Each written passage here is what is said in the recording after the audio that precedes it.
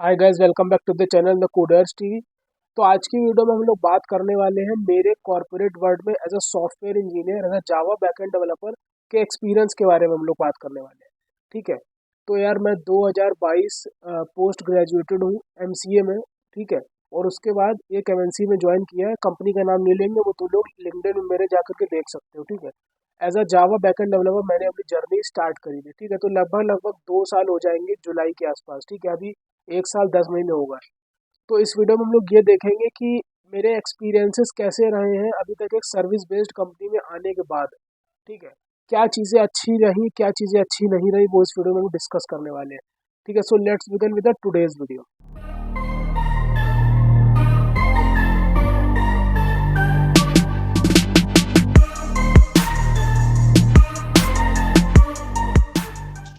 तो भाई, जब हम एक सर्विस बेस्ड कंपनी में ज्वाइन करते हैं तो एक फ़र्क क्या होता है, देखो। अगर तुम किसी प्रोडक्ट बेस्ड कंपनी में हो ना, तो जैसे तुम्हारा एक प्रोडक्ट बेस्ड कंपनी मान लो कोई भी हो गई, अमेजोन, फ्लिपकार्ट या फिर कुछ भी हो जाता है। ठीक है। तो वहाँ पर तुमको जब तुम इंटरव्यू देते हो, मान लो इंटरव्यू तुम जब दे रहे हो किसी भी प्रोडक्ट बेस्ड कंपनी के लिए, तो वहाँ पर तुम्हारा पहले से डिसाइडेड रहता है कि तुम किस टीम में जाने वाले हो। ठीक है। लेट सपोज अगर हम पेटीएम की बात करते हैं या अमेजोन की बात करते हैं, तो अमेजोन के कई सारे प्रोडक्ट्स हैं। अमेजोन प्राइम, अमेजोन अमेजोन तुम्हारा कोई भी हो गया, अमेजोन प्राइम हो गया, म्यूजिक हो गया, अमेजोन मिनी टीवी हो गया, कुछ भी हो गया। तो क्या होता है कि जब तुम किसी भी प्रोडक्ट बेस्ड कंपनी के लिए इंटरव्यू देते हो, तो कई बार ऐसा, मतलब कई बार क्या, हमेशा ऐसा होता है कि तुम्हें पता होता है कि तुम किस टीम में जाने वाले हो। ठीक है। लेकिन सर्विस बेस्ड कंपनी में क्या होता है, जैसे कि तुम्हारी टीसीएस हो गई, इन्फोसिस हो गई, विप्रो हो गई, या एक्सेंचर हो गई, या जेनपैक्ट हो गई, या फिर कोई भी और हो गई। इसमें क्या होता है कि तुम्हें कई, मतलब मोस्टली चांसेस ऐसे होते हैं कि तुम्हें ये नहीं पता होता है, यहाँ तक कि कंपनी को भी नहीं पता होता है कि वो तुमको हायर करके किस प्रोजेक्ट में डालेंगे। ठीक है। तो जब तुम एक कंपनी के अंदर आते हो, ठीक है, एक तुम सर्विस बेस्ड कंपनी में जब आते हो, इंटरव्यू देते हो, तो वहाँ पर अंदर आने के बाद सबसे पहले तो कंपनी में तुमको एक चीज़ होती है, यहाँ पर टर्म चलता है बेंच। ठीक है, बेंच टाइम। तो सबसे पहले तुम स्टार्टिंग में बेंच पे रहते हो। तो बेंच टाइम किसको बोलते हैं कि तुम कंपनी के अंदर तो आ गए हो, लेकिन अब तुम उनके किस क्लाइंट के लिए वर्क करने वाले हो, मतलब किस प्रोजेक्ट में तुमको वो एलोकेट करने वाले हैं, वो तुम्हें नहीं पता होता है। ठीक है। तो अब जब तुम कंपनी के अंदर आ जाते हो, तो भाई जब तुम क्या होता है, रिसोर्स पूल में होते हैं। रिसोर्स पूल क्या होता है कि जितने भी कंपनी के एम्प्लॉयज़ होते हैं, जो रिसोर्स पूल मतलब अवेलेबल रहते हैं, मतलब वो किसी भी प्रोजेक्ट में एलोकेट नहीं होते हैं, वो होते हैं उस टाइम पे। ठीक है। तो वो लोग एक रिसोर्स पूल में होते हैं, और एक टीम होती है रिसोर्स मैनेजमेंट टीम, जो कि ऐसे लोगों को उठाती है जिनके पास कोई भी प्रोजेक्ट नहीं होता है।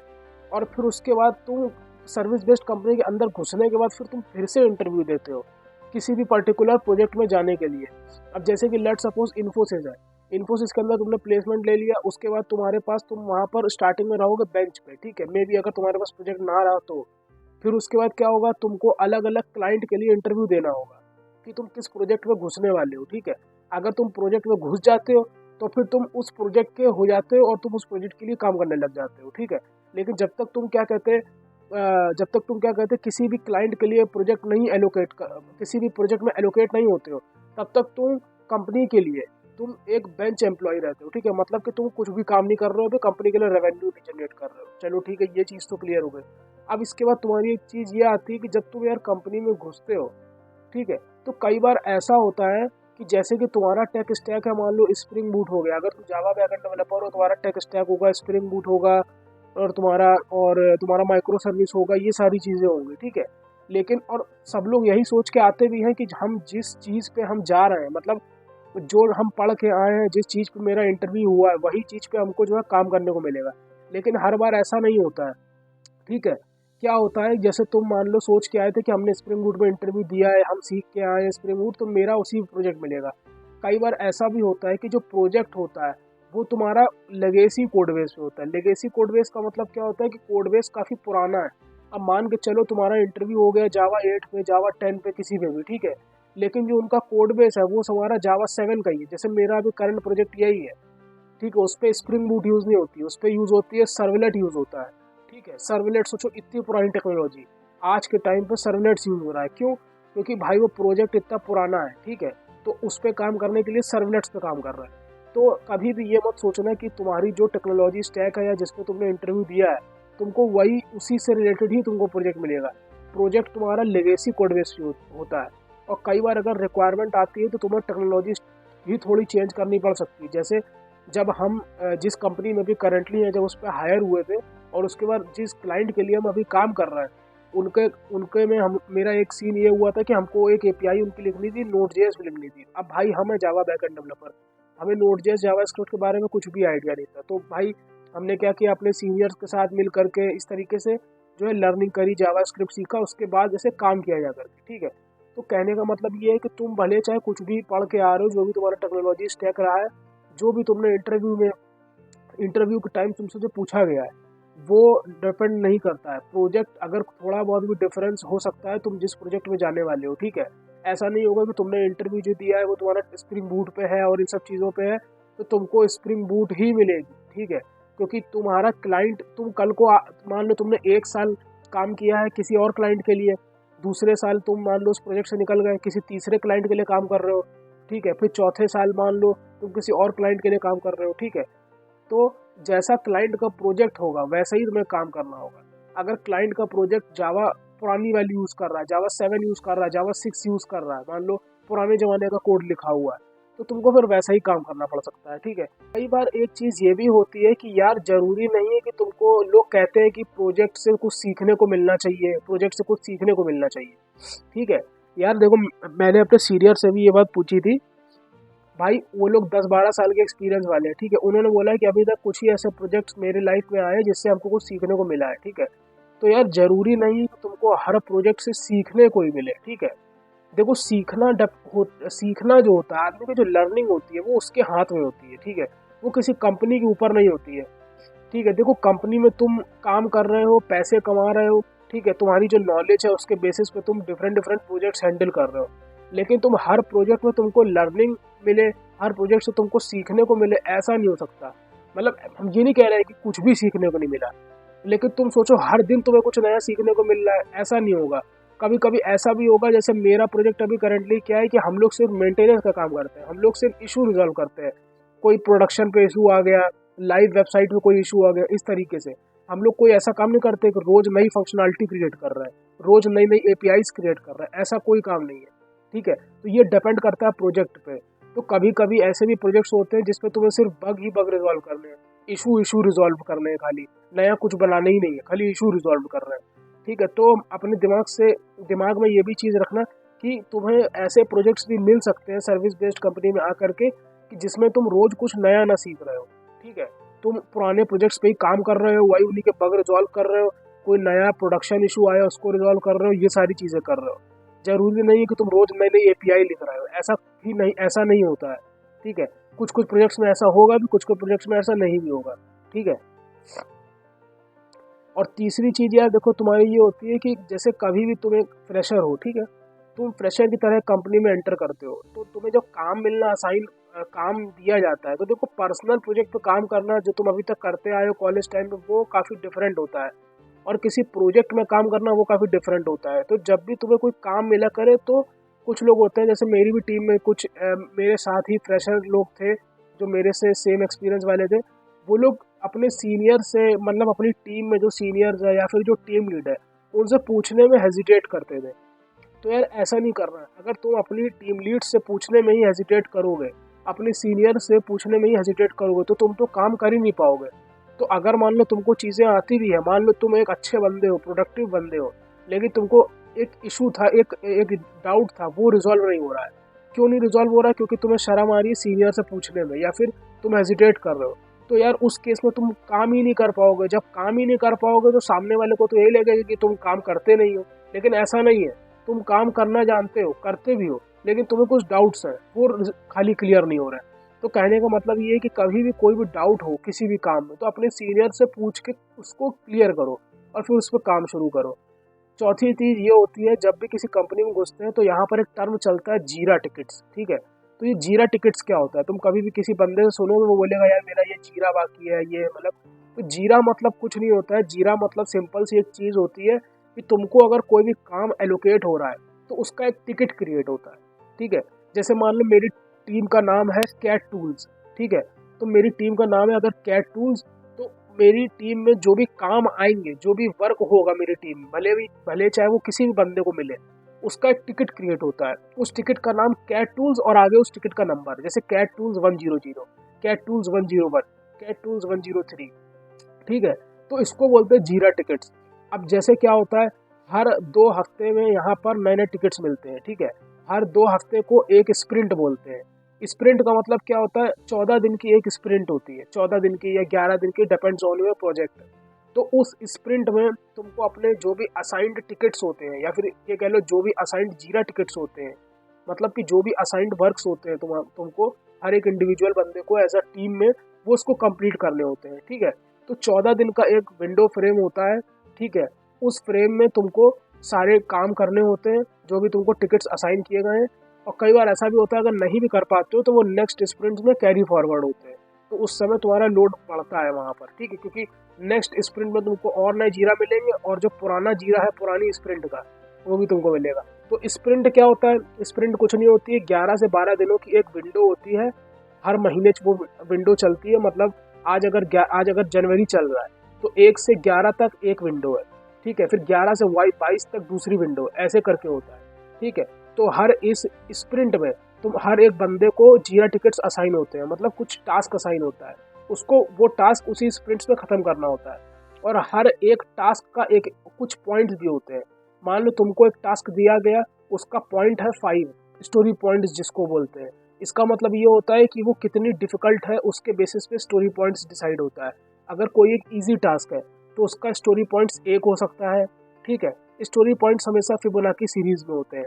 अगर थोड़ा और डिफिकल्ट टास्क है तो थोड़ा सा उसका स्टोरी पॉइंट्स 3 हो सकता है, और डिफिकल्ट है तो 5, और डिफिकल्ट है तो 7, इस तरीके से चलता है स्टोरी पॉइंट्स, ठीक है। मान लो तुमको एक स्प्रिंट में 4 टिकट्स असाइन होते हैं 3-3 स्टोरी पॉइंट्स के, तो मतलब 12 स्टोरी पॉइंट्स तुमको असाइन हो गया। अब स्प्रिंट के एंड में ये चेक किया जाता है कि 12 स्टोरी पॉइंट्स में तुमने कितने स्टोरी पॉइंट्स कंप्लीट किए। इस तरीके से कंपनी में काम होता है, ठीक है। इस तरीके से यहाँ पर ट्रैक किया जाता है हर एक बंदे की इंडिविजुअल परफॉर्मेंस। अब यहाँ पर बात ये आती है कि जब भी तुमको कभी भी कोई एक टिकट असाइन होए, तो सबसे पहले तुम्हें क्या करना है, उस पर कूद नहीं जाना है। उसको सॉल्व करने के लिए तुम्हें सबसे पहले उस टिकट को असाइन, सबसे पहले उस जो तुम्हें टिकट असाइन हुआ है उसको तुम्हें देखना है, ऑब्जर्व करना है, एनालिसिस करनी है, अपनी ऑब्जर्वेशन करनी है, ठीक है। और उस टिकट पे फिर तुम्हें कमेंट करके बताना है कि ये तुम्हारी ऑब्जर्वेशन रही है, अब तुम स्टार्ट करने जा रहे हो, ठीक है। ये नहीं कि तुमको कोई भी टिकट असाइन हुआ तुमने सीधा उठा करके काम करना शुरू कर दिया, इस तरीके से काम नहीं होता। तुम्हें सबसे पहले उस पर अपनी ऑब्जर्वेशन करनी है, उसको समझना है टिकट क्या है। अगर उस टिकट पे ऑलरेडी कोई पहले काम कर चुका है तो उसके ओल्डर कमेंट्स देखने हैं, फिर तुम्हें इस तरीके से काम करना है, ठीक है। तो ये एक पॉइंट हो गया। अब इसके बाद एक चीज़ ये बताना चाहेंगे कि कभी भी कोई भी क्रिटिकल टास्क अगर तुम कर रहे हो अपनी टीम में, तो वो हमेशा अपने सीनियर की सुपरविजन में करना, अंडर द गाइडेंस में करना। जैसे कि हमने इसके पहले वाली वीडियो में बताया था कि वो गलतियां जो कभी कंपनी में मत करना। उसमें एक चीज़ हमने ये बताई थी कि जैसे गिट का कोई काम होता है, मान लो तुम्हें गिट उतना भी नहीं आता है, गिटहब, ठीक है, तुम्हें कमांड्स के बारे में उतना नहीं पता, तुम्हें उतनी नॉलेज नहीं है। तो मेरी टीम में क्या हुआ था, एक बार एक बंदी थी, उसने मास्टर ब्रांच में कमिट कर दिया था। तो मास्टर ब्रांच में कमिट करने का मतलब ये होता है कि अगर कुछ भी गड़बड़ी हुई तो पूरा कोड बेस फट जाना, ठीक है। तो ऐसी गलती कभी ना करो। अगर तुम्हें इस बारे में नॉलेज नहीं है तो ये चीज़ हमेशा अपने सीनियर के सुपरविजन में रह के ही करना, ठीक है। बिना उससे पूछे मत करना, या फिर बिना किसी भी सीनियर की बिना किसी उसके सुपरविजन के बिना मत करना, ठीक है। मतलब ये पूछ के करना, क्योंकि अगर कोई भी रिस्की काम तुम कर रहे हो और तुमने अपने आप ही कर लिया तो सबसे पहले क्वेश्चन यही पूछा जाएगा, और वो गलत हो गया काम तुम्हारा, तो सबसे पहले क्वेश्चन ये पूछा जाएगा कि तुमने किसी से हेल्प क्यों नहीं लिया, अगर जब तुम्हें नहीं आता था। तो इसलिए कभी भी वो कोई भी क्रिटिकल काम हो वो हमेशा अपने सीनियर की गाइडेंस में रहकर ही करना। अब भाई देखो, ये पॉइंट एक ऐसा बोलने वाले हैं जिसमें काफ़ी सारे वो हो सकता है कि भाई तुम गलत बोल रहे हो, ये चीज़ क्या सिखा रहे हो, गलत चीज़ क्या सिखा रहे हो। लेकिन एक सिंपल सी चीज़ है भाई, कंपनी के लिए तुम जितना काम करोगे तुमको सामने से और उतना ही काम मिलता चला जाएगा, ठीक है। जब तुम स्टार्टिंग में कंपनी में घुसते हो तो मेंटालिटी ये रहती है कि जल्दी से काम करके फिनिश करके किनारे हट जाते हैं, आराम से चिल मारेंगे, लेकिन ऐसा नहीं होता है। तुम जितना जल्दी काम करोगे तुम्हें उतना ही जल्दी दूसरा काम मिलेगा, ठीक है। तुमको चिल करने का मौका नहीं दिया जाएगा, ठीक है। जितनी जल्दी तुम काम कंप्लीट कर दोगे तुम्हारा टीम लीड तुमको उतनी ही जल्दी दूसरा काम दे देगा। तो तुम्हें पता है कि ये काम करने में तुमको 4 घंटे लगेंगे या 2 दिन लग सकते हैं या 1 दिन लग सकता है, तो तुम उसको 1 दिन एक्स्ट्रा लगा के करो। वो भाई इसलिए ये सब करना पड़ता है चीज़ें, जब तुम कंपनी में घुसोगे तो तुमको समझ में आ जाएगा। अगर तुम सारा काम ऑन टाइम करने लग गए तो तुमको उतना ही काम और ज़्यादा से ज़्यादा मिलता जाएगा, ठीक है। तो कहने का मतलब क्या है, don't be so loyal to your company because you don't know that your company is loyal to you और नॉट, ठीक है। ये एक बहुत ही फेमस कोट है और सारे इंडस्ट्री वाले बंदे जानते हैं इसको, कि मतलब तुम सब कुछ अपना ऑन टाइम रख रहे हो, ठीक है। तुम ये सोच के रख रहे हो कि तुम इसके बाद अब चिल करोगे, लेकिन ऐसा कभी नहीं होता है। तुम्हारे को ये देखा जाएगा कि ये बंदा बहुत तेज काम करता है, तो इसको उतना और काम दो, ठीक है। उसको तुमको कभी फ्री छोड़ेंगे ही नहीं वो। तो कहने का मतलब ये है कि अगर किसी काम को करने में तुम्हें पता है कि 2 घंटे लग रहा है, तो यार और आराम से करो, थोड़ा सा 3-4 घंटे में वो काम करो, ठीक है। तो ये एक पॉइंट था, बाकी तुम इस पॉइंट से आई होप समझ चुके हो, इस बारे में ज़्यादा बात नहीं करेंगे। और last but not the least, यार तुम कंपनी में अगर हो और तुम सिर्फ कंपनी का काम कर रहे हो, इसके अलावा कुछ नहीं कर रहे हो, तो भाई वो गलत कर रहे हो, ठीक है। क्योंकि जैसा कि हमने पहले कहा कि ज़रूरी नहीं है कि तुम हर कंपनी में कुछ ना कुछ तुम्हारी लर्निंग हो, या फिर किसी भी कंपनी के किसी भी प्रोजेक्ट में अगर तुम काम कर रहे हो तो हर प्रोजेक्ट से तुमको कोई ना कोई लर्निंग मिले, ठीक है। इसीलिए ये कहा जाता है कि भाई अगर तुम्हारे प्रोजेक्ट से तुमको लर्निंग नहीं मिल रही तो अपने आप चीज़ें सीखते चलो, अपने आप रिवीजन करते चलो, कुछ ना कुछ नया सीखते चलो, इंटरव्यू क्वेश्चंस रिवाइज करते चलो, कोडिंग क्वेश्चन सॉल्व करते चलो, प्रोजेक्ट्स बनाते चलो, ठीक है। ताकि तुम जो है लर्निंग तुम्हारी बनी रहे, ठीक है, तुम डम बना हो जाओ। क्योंकि कंपनी में काम करते रहने से खाली सिर्फ मतलब वही है, वही तुम रिपीटेड चीज़ कर रहे हो, ठीक है। तो तुम अप टू डेट रह सको चीज़ों में, इसलिए तुमको लर्निंग ज़रूरी होती है। और अगर तुम्हारे प्रोजेक्ट से तुम्हारी लर्निंग नहीं हो रही है, then it's your duty that you have to maintain your learning curve from your side only, ठीक है। तो तुम्हारे ऊपर ये डिपेंड करता है कि तुम अपने लर्निंग कर्व को किधर ले जाते हो। अगर तुम सिर्फ कंपनी का काम कर रहे हो, कंपनी से आने के बाद तुम अपना सो जा रहे हो ऑफिस से आने के बाद, या फिर मतलब सोना, हम ये नहीं कह रहे कि सोना रेस्ट ना करो, लेकिन तुम सिर्फ चिल कर रहे हो ऑफिस से आने के बाद, 1 घंटा भी नहीं कुछ कर रहे हो, तो भाई वो गलत है, देखो। या फिर तुम वीकेंड्स में ही सिर्फ चिल कर रहे हो, ठीक है, तुम वीकेंड्स में कुछ एक्स्ट्रा कर ही नहीं रहे हो, तो भाई तुम कंपनी के काम के अलावा क्या कर रहे हो, कुछ नहीं कर रहे हो। तुम्हें अपने ऊपर भी ध्यान देना पड़ेगा, क्योंकि भाई ये इंडस्ट्री ऐसी है कि अगर इसमें तुम सिर्फ कंपनी में काम कर रहे हो, अलग से कुछ नहीं सीख रहे हो, तो भाई दिक्कत वाली बात हो सकती है। क्योंकि अब तुम टाइम देख रहे हो कि आदमी कहाँ से कहाँ जा रहा है, यहाँ पर कोड ही सब ऑटोमेटिक हो जा रहा है, चैट जीपीटी, जनरेटिव एआई, ये सब आ रहा है। तो भाई अगर तुम सिर्फ कंपनी का काम करते रहोगे तो भाई उसमें तुम कुछ अपग्रेड नहीं कर पाओगे। तो ये मेरा एक सजेशन था यार, अभी तक 1 साल 10 महीने में ये सब सीखा है, चीज़ें अब चलती चली आ रही है, तो सोचा वो तुम लोगों के साथ शेयर करें। अगर यार ये वीडियो पसंद आई तो प्लीज़ कमेंट सेक्शन में कमेंट करके बताना वीडियो कैसी लगी। और यार अभी कोई भी नई सीरीज़ शुरू नहीं करी है, लास्ट सीरीज़ हमारी जावा 8 खत्म हुई थी। अभी इस सीरीज़ में क्या देखना चाहते हो, नेक्स्ट सीरीज़ कौन सी शुरू करें, कुछ कमेंट करके बताओ तो शुरू करें, नहीं तो इसी तरीके की वीडियो फिर लाते रहेंगे। और अगर ये वीडियो पसंद आई तो प्लीज़ कमेंट सेक्शन में कमेंट करके बताना वीडियो कैसी लगी। देखते हैं नेक्स्ट वीडियो में, टिल देन कीप लर्निंग।